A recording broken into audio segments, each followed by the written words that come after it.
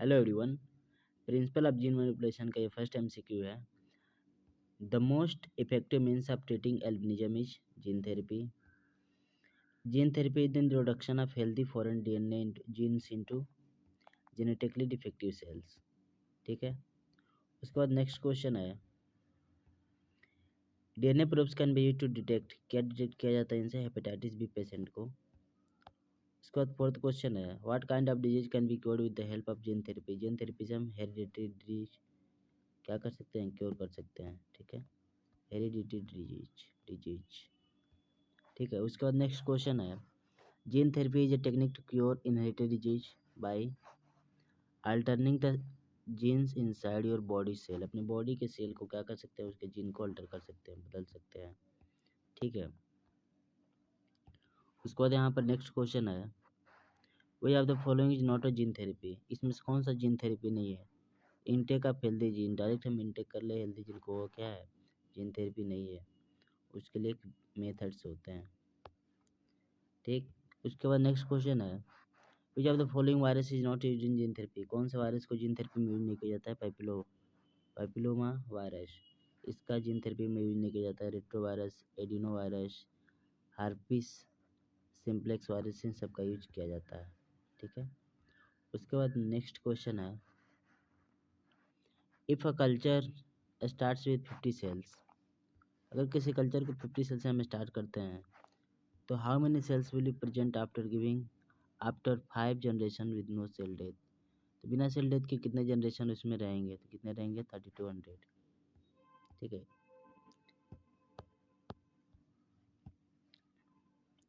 5 पीढ़ियों के बाद बिना किस कोशिका मृत्यु की कितनी कोशिकाएं मौजूद होंगी? 3200।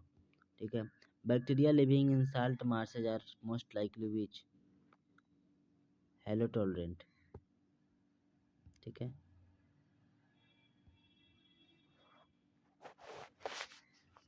हेलो मतलब साल्ट होता है। उसके बाद नेक्स्ट क्वेश्चन है which of the following cut DNA at a specific site. क्या होता है? रिस्ट्रिक्शन एंडोन्यूक्लियस, शुरू से ही पढ़ते आ रहे हो। इको आर वन क्या होता है? किसका एग्जाम्पल होता है? इको आर वन एग्जाम्पल होता है specific site of restriction endonuclease. ठीक है, क्या प्रोवाइड करता है? साइट प्रोवाइड करता है इको आर वन। ये क्या है? एक प्रकार का एंजाइम है। उसके बाद 12 क्वेश्चन है the chemical nature of haemoglobin produced by recombinant DNA technology. उसका क्या जाता है? प्रोटीन। उसका नेचर क्या होता है? वो प्रोटीन होता है। 13 क्वेश्चन है थर्मल हाँ cycler is used in the reaction. किस रिएक्शन में? पॉलीमरेज चेन रिएक्शन में यूज किया जाता है। किसका? थर्मल साइक्लर का। ठीक है, नेक्स्ट क्वेश्चन क्या है यहाँ पर a part of nucleic acid use to find a gene by hybridisation. इसे कहा जाता है? प्रोब कहा जाता है। यानी न्यूक्लिक एसिड का वह पार्ट जिसका यूज करते हैं क्या पाने के लिए? जीन पाने के लिए। किसके द्वारा? हाइब्रिडाइजेशन के द्वारा। उसे कहा जाता है probe.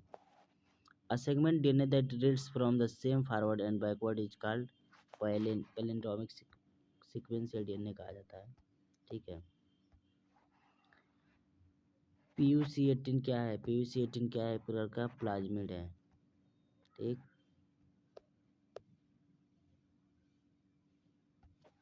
Which of this restriction enzymes produce blunt end. क्या क्या? इको आर भी क्या प्रोड्यूस करता है? ब्लंटेंट। उसके बाद नेक्स्ट क्वेश्चन है व्हाट आर आइसोसाइजोमर्स। क्या होते हैं ये? आइसोसाइजोमर्स जो होते हैं ना, ABCD, सॉरी, ये क्या करते हैं? अ ग्रुप ऑफ एंजाइम्स होते हैं that have identical DNA recognition sequence and cut the DNA synthesis. क्या करते हैं? इनके पास डीएनए को सेम साइड पर काटने की एबिलिटी होती है और बेसिकली ग्रुप ऑफ एंजाइम्स होते हैं।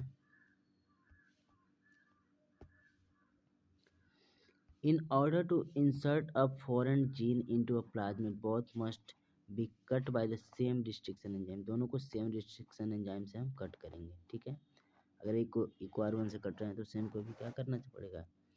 Eco R one restriction nucleus से कट करना पड़ेगा। सॉरी, आगे देखिए, the unpaired nucleotides produced by the action of restriction enzyme are referred to have sticky ends. Unpaired nucleotides produced by the action of restriction enzyme की refer to have क्या होता है, उनके पास स्टिकी एंड्स होता है।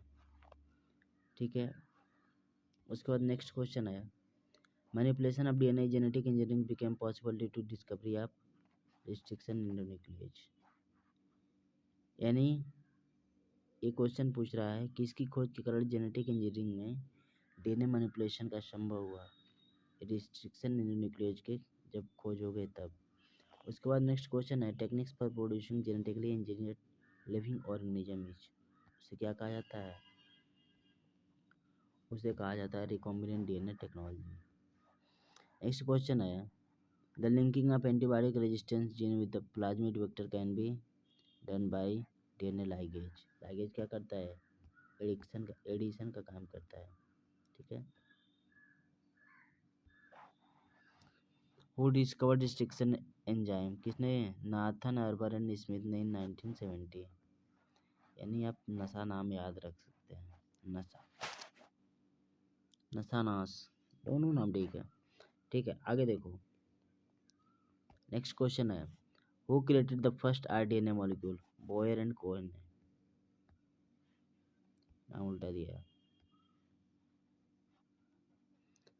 DNA segment to be cloned is called as, इन सबको कहा जाता है, जीन सेगमेंट हो गया, डीएनए फ्रेगमेंट हो गया, या डीएनए इंसर्ट हो गया, इन सबको किस नाम से जाना जाता है, एक ही नाम से, और ये सभी क्या हैं, क्लोन किए जा सकते हैं। DNA molecule to which gene of insert is integrated for cloning is called as. यानी डीएनए अणु जिसमें क्लोनिंग के लिए इंसर्ट जीन को एकीकृत किया जाता है उसे क्या कहा जाता है, वेक्टर डीएनए कहा जाता है। Which are the following statement is true about DNA technology, क्या ये सभी स्टेटमेंट सही हैं, पढ़ लेना।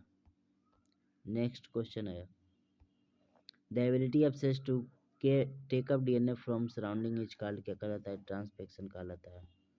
The ability of cells to take up DNA from surrounding, surrounding से डीएनए को टेकअप करना क्या कहलाता है, ट्रांसफेक्शन कहलाता है। Which are the following method usage high voltage electrical impulse for transfer, electroporation, क्या कहा जाता है, इलेक्ट्रोपोरेशन कहा जाता है। The enzyme use to join the DNA fragment, क्या कहा जाता है, डीएनए लाइगेज कहा जाता है, क्या कहा जाता है, डीएनए लाइगेज कहा जाता है। Which one of the following is used as vector for cloning genes into higher organism, retrovirus, इसका कहा जाएगा, रेट्रोवायरस कहा जाएगा। विच वेक्टर